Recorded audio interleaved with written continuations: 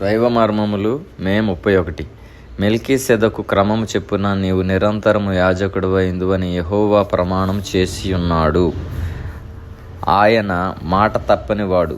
కీర్తన 110:4, Hebrew 7:4-12లో మెల్కీసెదకు అబ్రహామును దీవించుట మాత్రమే గాక సియోను నుండి అతనికి ఆహారము కూడా తెచ్చాను, రొట్టెను ద్రాక్షారసమును ఇచ్చాను. ఆదికాండం 14:18లో ప్రతి ఆశీర్వాదము దేవుని యొద్ద నుండే వచ్చుచున్నదని అబ్రహాము నమ్ముటచే దేవునికి దశమ భాగమును ఇచ్చాను.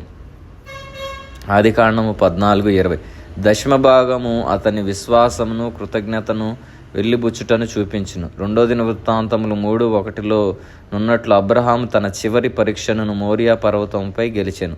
ఆదికాండం 22:అధ్యాయంలో దేవుడు అబ్రహామునకు 10 పర్యాయములు ప్రత్యక్షమాయను. 10వసారి మోరియా పర్వతముపై ప్రత్యక్షమాయను. దేవునికి స్నేహితుడగుటకు గాను ఈ 10 పరీక్షల్లో అబ్రహాము విజయం పొందవలసి వచ్చెను. తన చివరి పరీక్షలో విజయం పొందుటకు దేవుడు అతన్ని సియోనుకు లేక మోరియాకు నడిపించెను. దీని తరువాతనే దేవుడు అబ్రహామునకు సంపూర్ణముగా కట్టబడి ఉండెను. అబ్రహాము దేవునికి విధేయుడైన ఆజ్ఞాపించినదంతటిని చేసెను.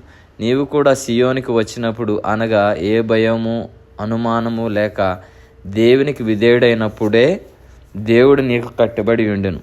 దేవునిని ఏదైనా చేయమని నీవు ఆజ్ఞాపింపగా ఆయన అది చేయను. ఏ మనుషుడును మనకంతగా చేయలేడు. కనుక దేవుని ఇంటిని తృణీకరించి దానికి దూరముగా నుండకుము. దేవుని బిడ్డల సహవాసమును తృణీకరించకుము. దేవుని మందిరములో నీ భాగము పూర్తిగా నిర్వర్తించినచో నీ ప్రతి నష్టమును సమకూర్చుకొనగలవు. అబ్రహాము జీవితంలో ఈ 2 పాఠములు నేర్చుకొనుట అవసరమైనది. నీకున్న దానితో దేవుని గణపరచుట, దేవుడు మాత్రమే నిన్ను దీవించగలడని ఒప్పుకొనుట, ఇది మొదటి పాఠము. 2వది బలమైన సామాన్య విశ్వాసముతో దేవుని మందిరమునకు వచ్చుట. అప్పుడు దేవుని సంపూర్ణ ఏర్పాటులో పూర్తిగా నీవు కట్టబడగలవు.